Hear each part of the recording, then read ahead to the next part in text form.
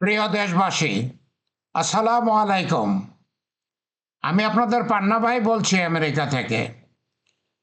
আমি গতকাল যে বিষয়ে একটু কথা বলেছি সেই সম্বন্ধেই আজকে আরেকটু কথা বলবো, তবে ভিডিও লম্বা করব না। আমার আজকের বিষয়বস্তু বিএনপিকে নিয়ে। বিএনপি, আমি যা বলতে চাচ্ছি, বিএনপি ভুল করতেছেন। বিএনপি যদি আওয়ামী লীগের মতো হতে চায় তাহলে তাদের গদি বেশি দিন থাকবে না। বিএনপির ভুলে গেলে চলবে না, আওয়ামী লীগ পরম পরম ক্ষমতাশালী আওয়ামী লীগ টিকে থাকতে পারে নাই। ছাত্র শ্রমিক জনতা যখন রাস্তায় নেমেছে, বাংলার জনগণ যখন রাস্তায় নেমেছে, তখন আওয়ামী লীগকে লেজ গুটিয়ে ভারতে পালিয়ে যেতে হয়েছে।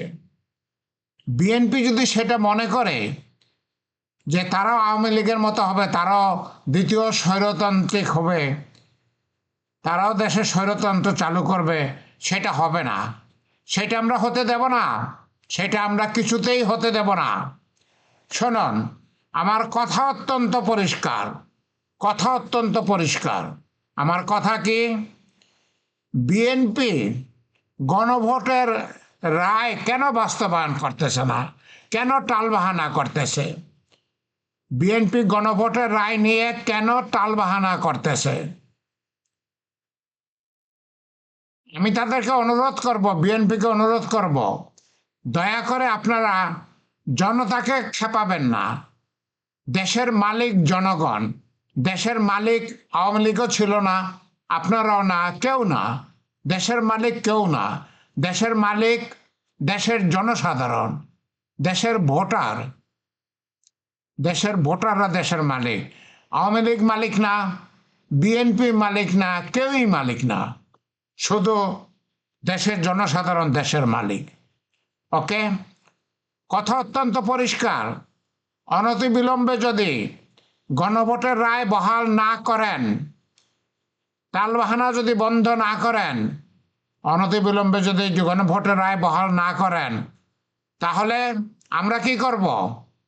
আমরা জনতা, আমরা মুক্তিযোদ্ধারা, আমরা ছাত্র শ্রমিক, রিক্সাওয়ালা, দিনমজুর, আমরা জনতা, আমরা বিপ্লব করব। আমরা আবার বিপ্লব করব। আমরা আবার বিপ্লব করব। আর এবার আমরা ওই ওই অন্তর্বর্তীকালীন সরকার করব না, এবার আমরা বিপ্লবী সরকার করব। এবার আমরা বিপ্লবী সরকার করব। কাকে নিয়ে বিপ্লবী সরকার করব? হাতে পায়ে ধরে হলেও প্রফেসর ডক্টর ইউনূস সাহেবকে রাজি করাবো বিপ্লবী সরকারের প্রধান তথা বাংলাদেশের প্রেসিডেন্ট হওয়ার জন্য। বিপ্লবী সরকারের প্রধান বাংলাদেশের প্রেসিডেন্ট হওয়ার জন্য প্রফেসর ইউনূস সাহেবকে প্রয়োজনে পা ধরে রাজি করব। ওকে, যদি বিএনপি অনতিবিলম্বে গণভোটের রায় যদি তারা বহাল না করেন, তারা যদি প্রচলন না করেন, তারা যদি বাস্তবায়ন না করেন, আমরা বিপ্লব করতে বাধ্য হব। আমরা করতে চাই না, মাত্রই একটা বিপ্লব হয়েছে, মাত্রই এত ছাত্র শ্রমিক জনতা খুন হয়েছে, 25,000 ছাত্র শ্রমিক জনতা আহত হয়েছে, এখনো কাতরাচ্ছে। আমরা আরেকটা বিপ্লব করতে চাই না, কিন্তু বিএনপি যদি আমাদের বাধ্য করে, আমাদের তো করার কিছু নাই। আমরা কি করব? আমাদের তো করার কিছু নাই। আমরা বিপ্লব করতে চাই না, কিন্তু করব যদি আমাদেরকে করতে বাধ্য করা হয়। আমরা ভয় করি না। আমরা মুক্তিযোদ্ধারা, যদিও আমার মতো অনেকের বয়সী 77 বছর 78 বছর হয়ে গেছে, আমার 77 বছর হয়ে গেছে, কিন্তু তরুণরা, 24-এর যেই তরুণরা রাস্তায় রক্ত দিল, তারা তো এখনো পর্যন্ত তরতাজা আছে। তারা এখনো পর্যন্ত তরতাজা আছে। তারা অলরেডি বিরক্ত হয়ে গেছে। বিএনপি সরকার অলরেডি বিরক্ত হয়ে গেছে।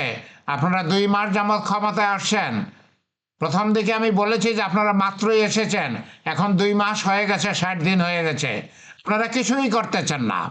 আপনারা গড়িমসি করতেছেন। আপনারা ওই ভারতের যে এক দালালকে আপনাদের সামনে বসায় রেখা আপনারা গড়িমসি করতেছেন।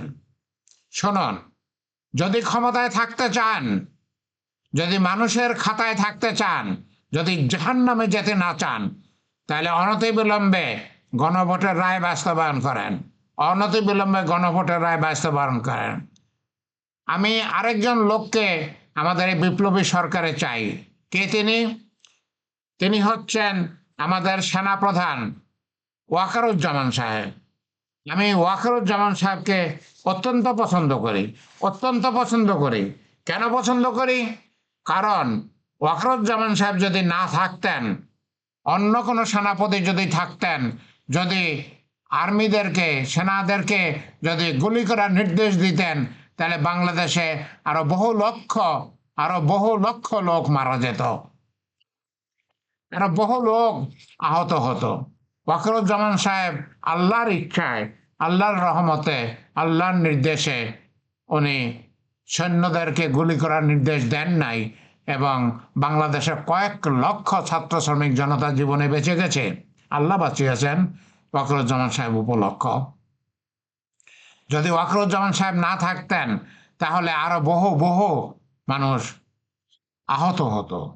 সেই জন্য আমি ওয়াকারুজ্জামান সাহেবের কাছে কৃতজ্ঞ। আমি তার কাছে কৃতজ্ঞ, আমি চিরকৃতজ্ঞ থাকব। আমি বলেছি ওয়াকারুজ্জামান সাহেবকে, বাংলার মা বোনেরা, বাংলার বাবা মারা দোয়া করবেন, তাদের সন্তানরা বেঁচে আছে। তা নাহলে আর অনেক সন্তান মারা যেত, তা নাহলে অনেক স্ত্রী তার স্বামী হারা হতো, অনেক স্বামী তার স্ত্রী হারা হতো, মা বাবারা সন্তান হারা হতো। যাই হোক, আমি ওয়াকারুজ্জামান সাহেবকে আমাদের প্রতিরক্ষা মন্ত্রী হিসাবে দেখতে চাই। ডক্টর মোহাম্মদ ইউনূস সাহেব আমাদের প্রেসিডেন্ট হবেন, ওয়াকারুজ্জামান সাহেব প্রতিরক্ষা মন্ত্রী হবেন। ওকে, তো আমি ভিডিও লম্বা করব না, আপনাদেরকে কথা দিয়েছি ভিডিও লম্বা করব না। আমি মুক্তিযোদ্ধা পান্না, আপনারা জানেন আমি 11 সেক্টরের কোম্পানি কমান্ডার কর্নেল তাহারের সাথে যুদ্ধ করেছি, আমি ভারতে ট্রেনিং নিয়েছি। আমি মুক্তিযোদ্ধা পান্না। আমি চাই না আমরা বিপ্লব করতে বাধ্য হই, কিন্তু বিএনপি যদি আমাদেরকে বাধ্য করে, আমাদের করার কিছু নাই। আমাদেরকে বিপ্লব তাহলে করতে হবে, আমাদের তাহলে বিপ্লবী সরকার করতে হবে, আমাদের তাহলে ডক্টর মোহাম্মদ ইউনূস সাহেবকে পায়ে ধরে হলেও বাংলাদেশের প্রেসিডেন্ট হতে রাজি করতে হবে। আমরা ওয়াকারুজ্জামান সাহেবকে অনুরোধ করব বাংলাদেশের প্রতিরক্ষা মন্ত্রী হতে, বাংলাদেশের প্রতিরক্ষা মন্ত্রী হইতে। এখন কি সব আলতু ফালতু মিনিস্টার হয়েছে? এইসব আলতু ফালতু মিনিস্টার থাকবে না। বাংলাদেশের সবাই চিনে, সবাই জানে, শিক্ষিত যারা কথা বলতে জানে, যারা তো করে না, আমরা তেমন লোকদের মিনিস্টার বানাবো। ওকে, আমরা তেমন লোকদের মিনিস্টার বানাবো। প্রিয় দেশবাসী, আপনারা তৈরি থাকেন। বিএনপি যা করতেছে আমাদেরকে মনে হয় বিপ্লব করতেই হবে। বিএনপি সহজে কিছু হতে দেবে না। বিএনপি আওয়ামী লীগের পথ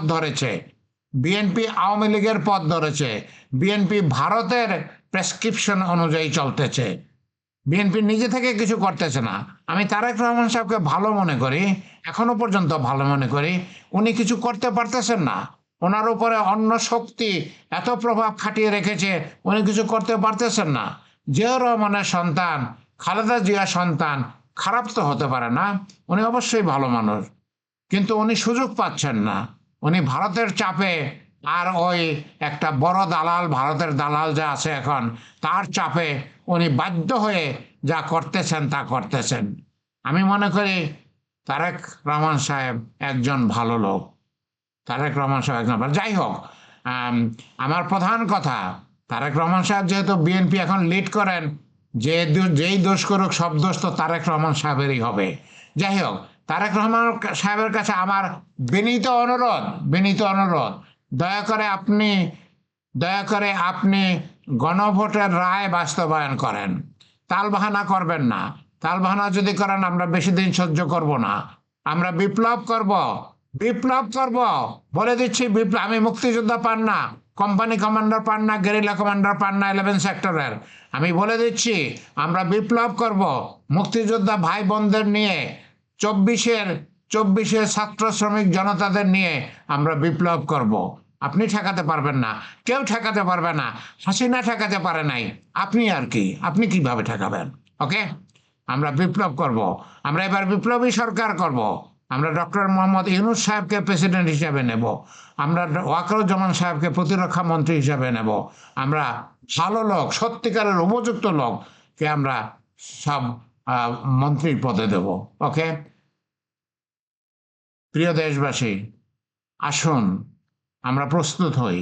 যদি বিএনপি সরকার যা করতেছে তাই করতে থাকে, আমাদেরকে বিপ্লব করতেই হবে। আসুন আমরা প্রস্তুত হই।